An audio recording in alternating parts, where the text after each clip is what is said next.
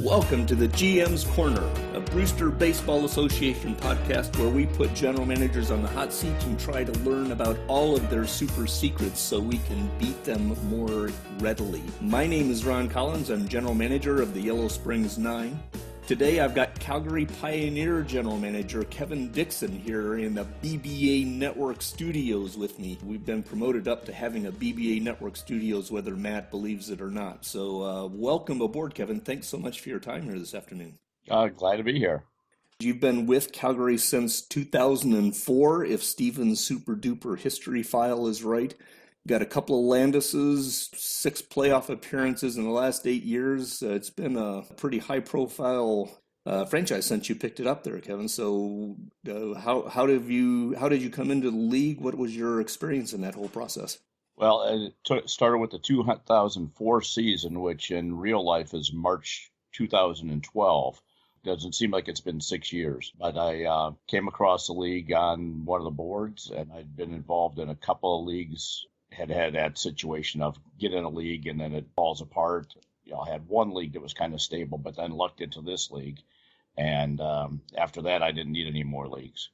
So obviously, as you know, this is the best league out there. No doubt about that. Yeah, I inherited a team where they had let a lot of the players go as free agents the year before because I think it was an absentee owner.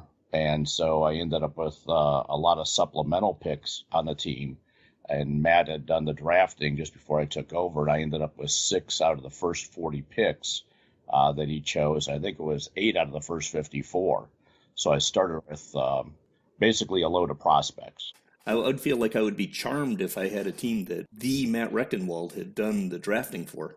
Yeah, and unfortunately, he handed a team over to somebody who was rather inexperienced, so it took me a few seasons even to figure out what I was doing.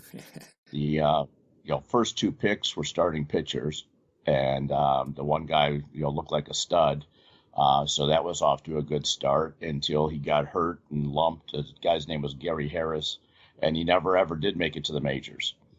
So that one didn't work out. But the other one was Steve Thomas, who ended up being a starter for many years for me and a reliever and is one of the all-time great Calgary pitchers and is now a coach for me now.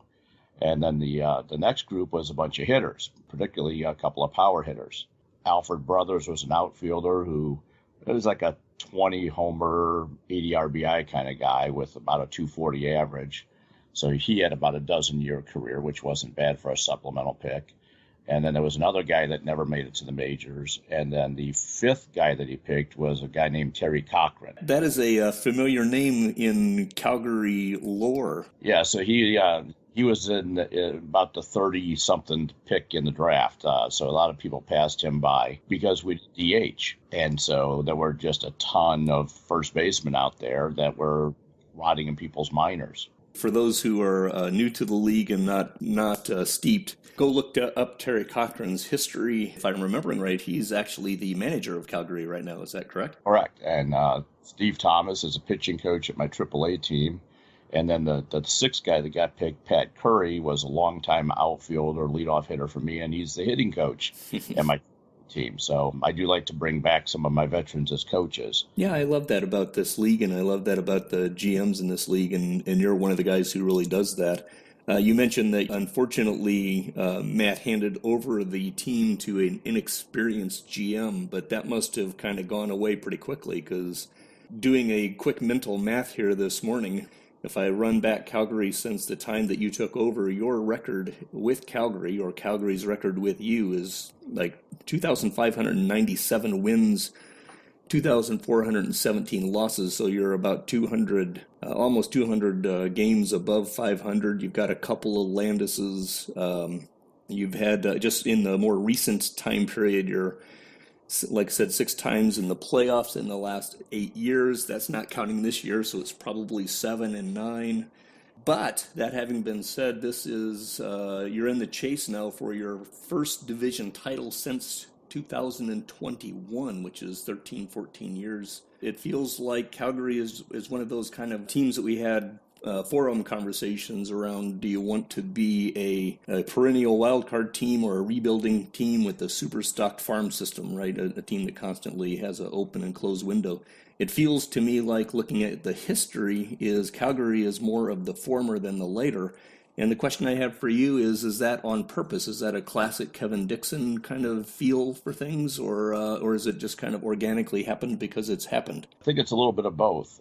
When I took over the team, I made a couple of good deals and thought I could make the playoffs pretty quick. And so I had a couple of winning seasons, and then I realized I tried too soon, and then I had to go through several years of rebuilding and those, picks in the top 5 of the draft.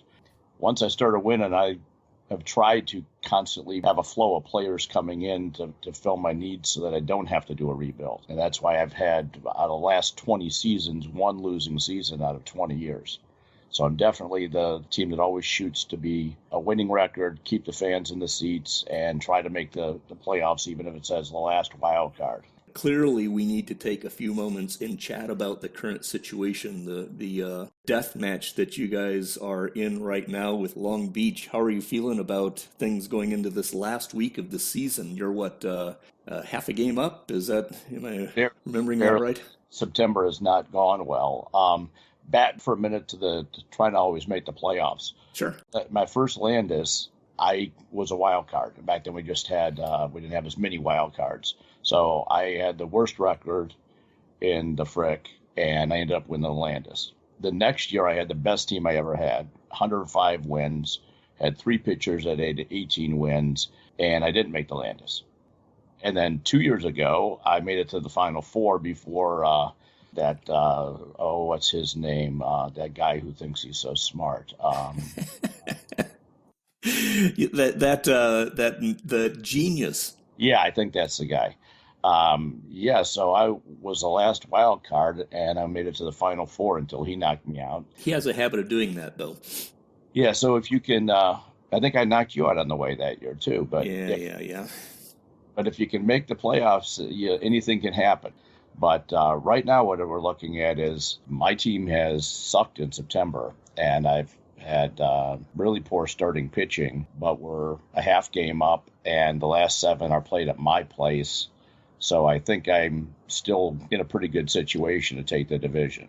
And since it's our last year in the Pacific, and we've been in the Pacific since I've had the team, it'll be nice to win the last one. Yeah, it is always nice to win a milestone year for a division. It's always a bittersweet thing to go through an expansion like this. It's extremely exciting in one hand, and on the other hand, you almost hate to see the fabric of what you've been working in modified that way. Well, for me, when I look at the division I'm in, I think I benefit quite a bit from the expansion, because I'm going to have an expansion team and a couple of rebuilding teams, and one of the previous expansion teams. So I think the team I have should be able to compete very well in that division the next couple of years. Well, let's get back to this Calgary-Long Beach thing. Long Beach was standing strong throughout most of this year. You had kind of a really long grind run to chase them down. You got ahead of them, and now, for all intents and purposes, you're walking into this last week of the season essentially deadlocked, right? Yeah. You mentioned that September has not been going well. What's the scoop? Just teams have their good periods and bad periods, and my team chose the wrong month to have a slump. So we're 8-11 so far, which is our worst we've had. We haven't had a losing month all year. You're hosting Long Beach for the last 7 games of the season, right? How do you think you stack up? Are you a predicting man? I think that I'm okay for a couple of reasons. One, my team plays very well at home, and my park favors right-handed batters, which should nullify a couple of his big lefty bats a little bit. I think my team's set better for my park than his is, but it's just going to depend. I'm going to be without my ace for maybe the rest of the season until the playoffs, because Hernandez got a day-to-day injury, and I don't want to take a chance on making that injury worse. Yeah, is that something you do most of the time with day-to-day injuries, set them aside, or how do you handle day-to-day injuries like that? Obviously, late in the year, you're looking at the playoff question, too, so... If it was the middle of the season, I'd let him go. But at this point, if I don't have him healthy in the playoffs, I don't go very far. You mentioned that your team is stronger in your home ballpark. How is it that you think about your players in acquisition, free agencies, trades, etc., with relation to your ballpark? How much weight do you put on the ballpark versus the players? I do put a considerable amount on it. That was one of the things that took me several years to learn, and realize that I was building a team for a different park than what I was in. I was in a park that actually hurt home run hitters, and I love home run hitters. So when I built the new stadium, I built a park that was more of a hitter's park. And a couple of years ago, I shifted the fences because when Kano retired and I had all my power hitters coming up were righties, I shifted the fences so it favors righties over lefties. Right, and clearly you're doing that strongly enough that your rivals, Stephen made the deal with me to bring David Cantu over as a right-handed pitcher specifically to attempt to combat that right-handed barrage of power hitters you have. So, and rise is I don't have as much power as I'd like to have. I've got a team that actually is doing much better on batting average and speed than it is on power, but that's kind of the mix of the players. But one of the things I always have to take into account with the pitchers is anybody below a 7 movement really can't play in my park. So I definitely draft and trade with that in mind. Yeah, I think the whole question of movement is an interesting one. A lot of times, a lot of folks are talking about this movement thing. Everyone needs a 7 movement to succeed. Some of those bigger ballparks, I think 6s and actually even 5s would succeed. But the problem with a 5 movement is you got to go on the road. Right. 5 movement works in Vancouver, but it doesn't work when you come and play at my place. Right, and so I think Vancouver moving, and we'll see what Brett does with Boise in the new Frontier. I would guess that that's still going to be pretty much a pitcher's division. And I think it depends whether the new GM in Vancouver decides to keep the park the way it is. Right.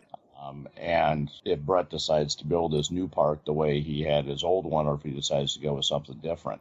He had a lot of success originally, but he has struggled for the last few years, so I wonder if he's going to have a more balanced park. I certainly hope so, because otherwise my team isn't going to fit the rest of the division very well. Well, we're kind of actually doing a little bit of a backward take. I've been excited about having a conversation with you about the league in general, because your history with the league is among the deepest. How do you feel about the BBA? How do you think about the history of the league? I still kind of qualify as a newbie. I'm on the edge of newbiedom, maybe. What are the things that you think are most interesting about the league that we should be looking at and that maybe we're not? I don't know that people aren't, because I think most of the new GMs, many of them, I think, are aware of the league before they've joined it. I think it's got a good reputation, and they start reading the boards and they realize the significance of history.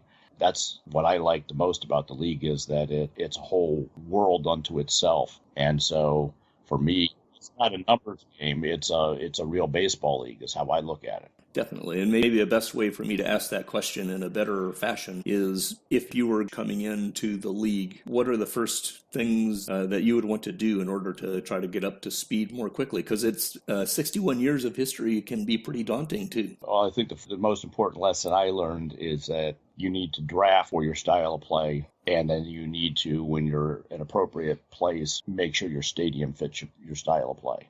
Otherwise, you're battling against yourself.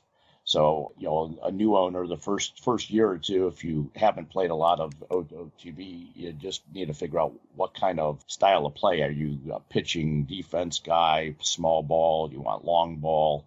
Do you like to do a lot of platoons? Do you like to have more guys that are balanced? And that's the most important thing, I think, to figure out is, how do you want to play the game? And then put together a team in a stadium that all match that. How do you feel as far as the time you've been with the league? Has the feel of the league changed?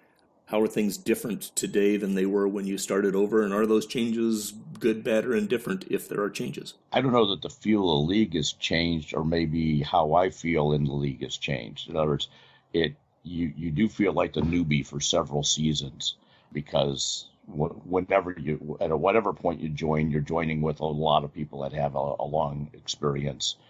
Some guys have been with the same team from the beginning. Some guys have managed almost half the league at one point, Nigel. So you kind of feel like the newbie, and then after you sort of figure it out, then you kind of feel like you got it figured out. And now when you've been in it a while, you have to try to, I guess, maintain, because you don't want to be the guy who's been here 20 seasons and end up with the first pick in the draft.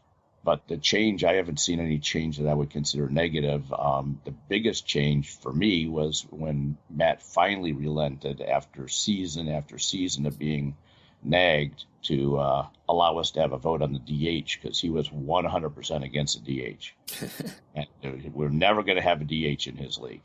Finally, he relented because we just had such a backlog of, at that time especially, catchers and first basemen that were just rotting in the minors. Sure. And so, like for Cochrane, for instance, I mean, he could play first, but I always had somebody better. So, I mean, he was the prototypical DH.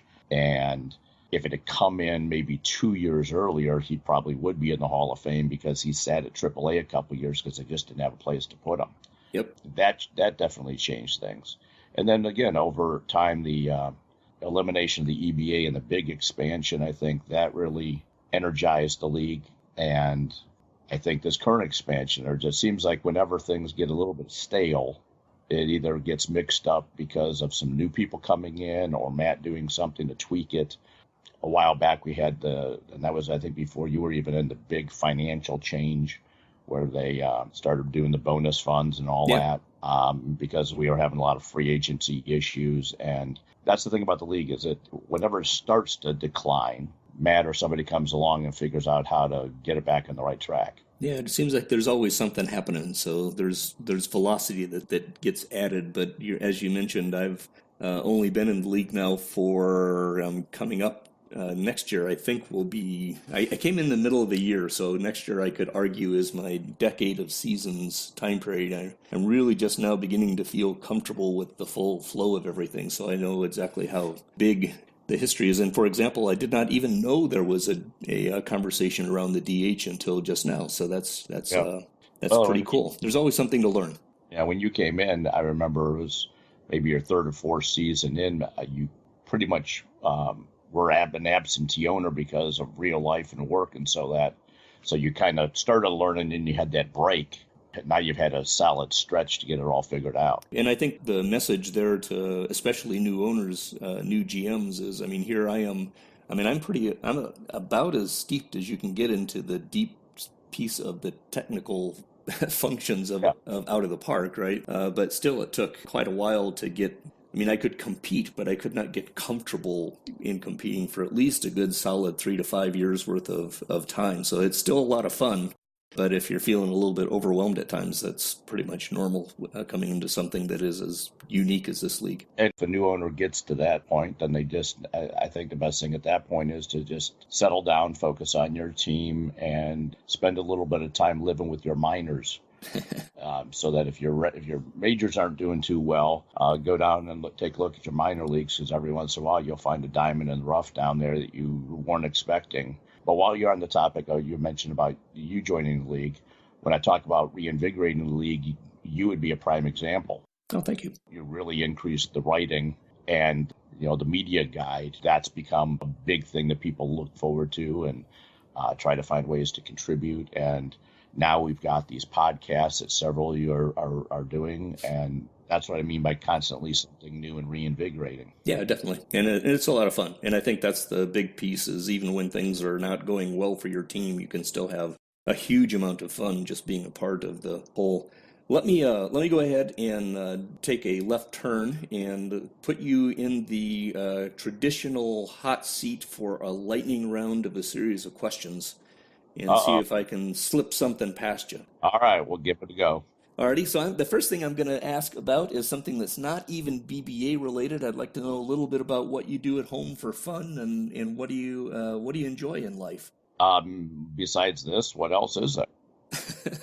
Well, I'm to the point of life where I'm hopefully looking to someday be able to retire. You get to that point where you're tired of work, but you're not quite there to retire. Totally get it. I've got 3 kids who are 2 of them are completely on their own, and one's a sophomore in college. And so a lot of our fun is what they're doing with their lives. I've got 2 that live in D.C. and are very politically involved, and my youngest one does TV and film production, so she's the person sitting in the truck with all the buttons and boards and screens in front of her when you watch a sporting event, figuring out how to make everything work. Oh, that's pretty cool. Yeah, she does ESPN3 stuff right now. Oh, very cool. Well, we'll have to get her into the BBN and have her start doing the This Week in the Brewster. The fun part is that and the 3-year-old puppy that still acts like a puppy. There you go. And I'm a Browns fan even more than my condolences.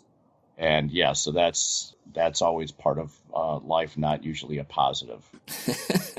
It looks like they screwed up the draft one more time. Well, I think that's just like an annual festival in Cleveland, right? Is to watch the draft crash and burn. So let's go to question number 2: small ball or long ball? Terry Cochrane is your manager. He's kind of down the middle when you look at his ratings. Doing some of my super duper statistical ciphering, I think he's called for 15 intentional walks this year, which is not much, but 30 or 40 sacrifice bunts, which is kind of on the high end of average. Preference? I like the homer, but my team, as it's kind of evolved over the last couple of years, is a mixture. I've actually got with Soriano and Leonard and the outfielder whose name I can never pronounce. It starts with a K, Kerry Abwhite or whatever it is. I've got 3 leadoff guys, basically, who can run and they can bunt. So this team is more of a running, bunting team than I normally have, but that's just because of the dynamic of the players. Some of the younger guys coming up are a little bit more power-oriented, but then I've got Marin coming up, who's going to be a clone of those 3, and may end up having to let Leonard walk as a free agent, which I can't even imagine that I would have done. So right now it's kind of a balance, I would say. Do you actually fiddle around with the strategy settings outside of the manager? Not nearly as much as I should. I probably haven't updated them in a couple of years. I guess if it ain't broke, don't fix it. We've been doing okay. So there you go. And let's leverage off of that into the next lightning round question. Which of your Landis wins is your favorite and why? Well, the first one has to be. The 2018 has to be because it was completely unexpected. Like I said, I was the last wild card team. We had Vegas was in my division, Long Beach was in my division. Just to even have a playoff shot was almost impossible. And then to find myself in the Landis, I wasn't expecting it. And then I was figuring, well, it's my first time, I'll probably lose. And my favorite game was the second game in the Landis. We went into extra innings, and my backup defensive infielder, Carl Long, who was like a 10-inch defense, but he was a rookie and he hit 175 that year. He was my 27th guy who only made the roster as a defensive replacement and a pinch hitter. In extra innings, the guy hit a grand slam to win the game. And I mean, the last guy you would expect. And that put us up 2-0. And I think that's the game that made the difference. So that's awesome. You have to say that. And I kept him around longer than I should have on my roster. You started for me the second Landis, he was my starting shortstop. But I kept him in the minors as long as I could, just out of loyalty. I somehow overlooked him to bring back as a coach. I needed to do that. He never, ever has to pay for a meal in Calgary, ever. So yeah. That's pretty cool. A couple years back, you did a rebrand, right? What was the thought pattern? You went from the Calgary Marauders, if I remember right, to the Calgary Pioneers. What was the thought pattern on that, and how do you think that it worked for you? Well, I was going to build a new stadium anyhow, because the stadium I had didn't fit my style of play, and I was having attendance issues, and so I was going to build the new stadium for all those reasons. And I thought, well, why not change the name while we're at it? Because Marauders never made sense in Calgary. I don't know the connection between Marauders and Calgary, but Calgary being out on the frontier and, it was originally a cowboy town and so forth, I thought Pioneers fit a little bit better, and it just made sense to do it all at the same time. It worked out pretty well. We've always been toward the top in merchandise and income.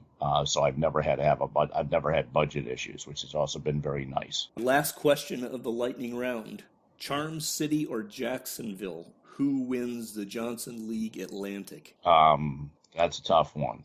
I think I'm going to go with Charm City, and for one reason. They got the greatest power hitter in the league right now. In fact, if he had gotten started a little younger, he would have a shot at breaking all the records, but he started a little late, but he's going to go down. I mean, 40 home runs is a bad year for Winston. I used to run a article every couple of years on the 50 home run club. I need to do one this year because the guy is just gone from nothing to being number 4 home run hitter as far as peak years that we've ever had. I got to root for that guy. I tried to trade for him, even though being a lefty, he wouldn't have been as good in my park, but I wasn't able to pull off a deal to get him.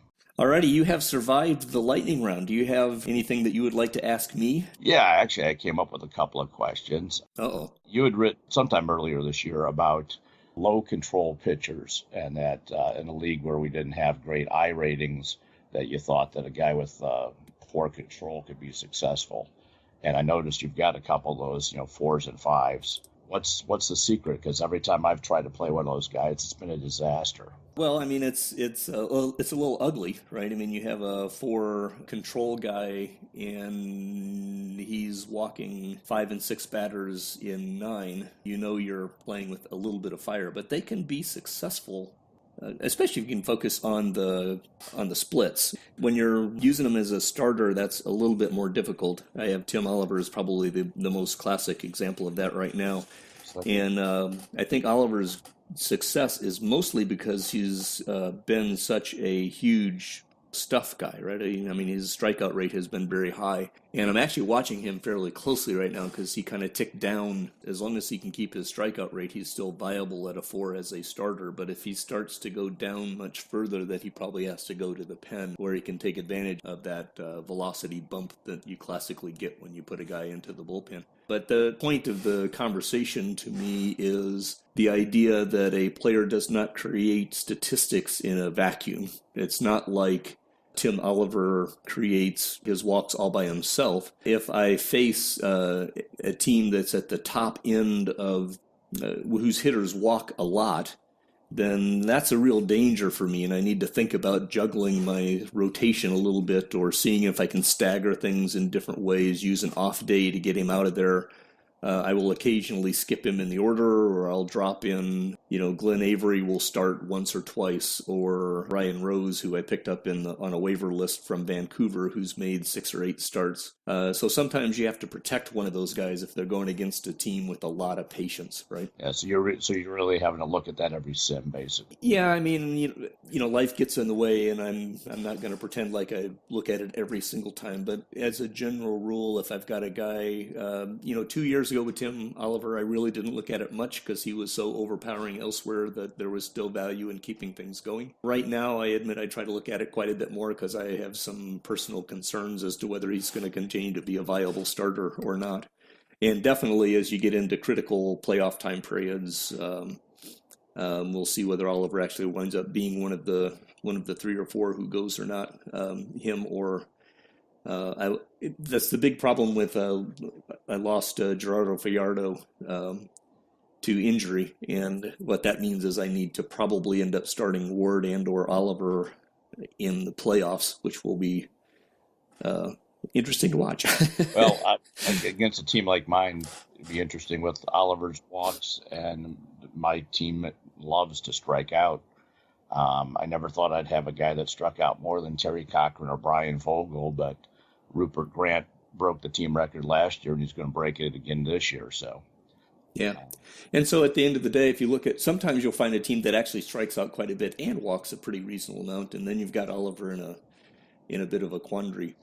But California's general manager Ted Schmidt has talked about a couple of times feeling like a lot of hitters are losing eye on the talent side, right? And that's kind of what I meant by that article also, or that conversation, right? If the league's batters as a general rule are losing a tick in eye, then that 4 control is not quite so dangerous. You look at, who is it, Elizondo, he's succeeding with a 1 control, and that's pure kerosene, Yeah. right, before it's all said and done. You look at his splits right now, and they're really wonky. There's some weird random luck going on there that is miraculous. But, that's part of the beauty of the game. That's part of the beauty of baseball. That's part of the beauty of a well-modeled sim is occasionally you'll get a guy like that will do something spectacular. And you just kind of go, oh. Take a look at him. I hadn't looked at him recently. Yeah. I had one other question kind of building on some of that. Sure. We got two veterans who are taking over expansion teams, which I think is cool because obviously it helps rejuvenate their interest. And also, expansion teams have a history of sometimes going through owners. If you were drafting for one of these expansion teams, what would you be looking for? Because I think there's going to be some really good veterans that are left unprotected and a lot of number 4 outfielders, first baseman with power, utility guys. What would you be looking for? Well, that's an interesting question. What would I be looking for? I think I'm going to fall back on one of the other questions that came in the GM's Corner, and that is what kind of team is a Ron Collins team? I'd be looking for value players. I'd be looking for a reasonable starting pitcher at $6 or $8 million versus the 10 or 12 where you usually get a fairly reasonable pitcher. Is somebody who I would want to grab. If I take a look at a infielder who's 26 or 24 and is above average and will be cheap to extend, because what I'd be trying to do, I don't like to lose. I don't mind having a losing team, but I don't like to lose, right? This whole concept of tanking to get draft picks or whatever is just absolutely foreign to my way of playing the game. And I believe that I can win 80 to 85 games with a set of average players everywhere and then build on top of that. And I also believe in drafting for positions. So ultimately, when it comes down to building an organization, what I would be looking for is trying to build that first layer across the whole position realm, right, with players who are at least average. And who I can start building my finances. Because to me, a build is all about finances. The whole point of a build to me is to keep your budget up toward the salary cap range so you can always use it when you get there and give yourself enough time for your drafting to identify the guys who you're going to be able to plug in at $500K at min salaries so that then you know who to go out and get on a free agent basis. You have to kind of time it so you don't have everybody coming up on arbitration at the same time. And right. And if you've got somebody who you're going to bring in as an expansion draftee, most likely those are not guys who are going to be 6-year contract extensions, right? Most likely they're going to be value added kind of mid-grade people. So to some degree, you don't have to worry about that with them. You do have to worry about that with as you start to draft and look out 3 and 4 years out into the future. What I'm going to be interested to see is how many high salary, high talent guys that get left out there get picked up for the purpose of turning around and trading prospects. Because I can see some teams, because of salary issues, leaving some guys out there that are in the 10 million range. And I could see somebody like Stu picking one of those up and turn around and trade them for 2 or 3 prospects that aren't old enough to be in the expansion draft yet. And then the other is play the Rule 5 draft. They could really do well if they play their cards right in that. Because I always find at least a couple of guys that are valuable in that draft, and they'll have the spots in their team. They could really build up their depth that way. There's always interesting people in Rule 5. I mean, we've got a Rule 5er who started all year for us in left field against right-handed pitching in Mark Colgan that we picked up from Twin Cities. So I think that idea that you're talking about of drafting in the expansion world a guy who you're going to flip fairly quickly is probably closer to a genius strategy than a Brett strategy.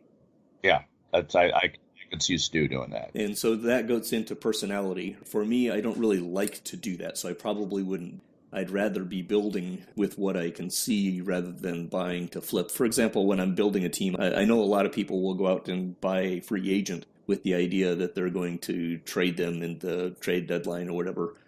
That's usually not a strategy that I tend to take. It's one that I will use if my original strategy doesn't pan out. Because sometimes you make these great best laid plans and then they don't go the way that you expect them to, and you have to fall back and try something else. Yeah, the way I've used free agency lately is not to bring in a big piece, but to bring in the little piece. The number 4 starter, the balance guys. I mean, at the end of free agency, there's always some 35-year-olds that you can get really cheap that will contribute for a year or two. There you go. Let me use that to kind of pivot to my last little point here and ask you about the future of Calgary, right? We're getting ready to roll into this last week where you've got the death march going on with Long Beach, and then we'll have the playoffs going on. How are you feeling about Calgary looking out into the 2035 and beyond realm with the expansion? You talked a little bit about your division is looking like fertile ground for you right now. What does the master plan of Calgary look like in the Kevin Dickson offices? So you mean after I win the Landis this year? Yeah. After you win the Landis, or after we knock you off to get to the Landis. Oh, okay. Well, I think my because clearly offense, it's going to be either Calgary or Yellow Springs will be winning the Landis. We can pretty much agree on that. Is that fair? Yeah, except now there's probably a guy in Louisville laughing his ass off. But yeah, but he laughs his ass off anyway, so it doesn't matter. The way I see my team is I think my offense now, it's pretty solid, and I've got some older guys, but they're still performing, and I've got younger guys in the pipeline. My concern is starting pitching. I've got a couple of older starters who I'm probably going to lose this year in free agency, because one's got a player option he's not going to take. The other guy wants like $15 million. So I'm going to go into the off season with probably 3 decent starting pitching. So I've got to rebuild some young starters. I don't have much in the minors that's going to be ready to go. So that's my area that I'm concerned with. So I may have a couple of rough years with pitchers unless I get lucky in free agency. But I think I've got the batters. This is going to be a pivotal year in the offseason because I'm going to have to let a couple of guys go, I think, for financial reasons that I just can't believe I'm going to let go, like Leonard. But I've got a guy that can replace him at $500K, and he wants $16 million. So I think I think we're okay, but we've got some holes. We'll be pretty good in the division we're in, but we might not do well in the playoffs the next couple of years. Sounds like the wheels are turning in Calgary. It sounds like things are in pretty good shape overall. It always is painful to look at your own problems, but I think there's a lot of teams that would love to be in the situation that you're in and dealing with the problem set that you're dealing with. So, right, I shouldn't cry about letting go a guy that's got almost 2,600 hits when I've got coming up that can probably even hit better. So I was hoping to keep him till he got his 3,000, but we'll see. Let me ask you about the league in general. It sounds like that you're feeling that the league is about as strong as it's ever been. Am I reading that right? Yeah, I think we've got a really good mix of ancient veterans. We've got a few guys that have been here the entire time, and then people like myself that have been in the league, 5 or 6 real life years, and then newer people, and it seems like it's a nice balance. And it all comes down to Matt, and so maybe this is the best place to end on. I don't know where the man finds the time for everything he does with this league. He's awesome, isn't he? And he runs a great league. He seems to always know what the league needs. Like this expansion, you guys might have been talking about behind the scenes, but for those of us that aren't in the governing board, it kind of came out of the blue, and there were a few people weren't happy about it right away. But then when you look at it, it fits, and going 2 instead of 4, so you don't go too far too fast. He just knows how to do it. I can't thank him enough, because for a lot of us, this is something that is real, and we may only have these online relationships, but this is a group of friends, and we have some fun. And it gives us a diversion when sometimes life kicks you in the ass. So, I don't think I could possibly say it any better than that. Last year I dealt with my daughter going through cancer treatment and surgery. That really threw us for a loop at 24 years old, and she's doing great. But I could always I wasn't very active with writing, but I could always come here and read things and, mentally go to a different place. So I don't know if Matt really realizes how important this league is, and it's not, it's a pretend league, but it's a real part of our lives. There you go. And the absolute best part of that answer is hearing that everything is okay right now. So yeah, she's doing great.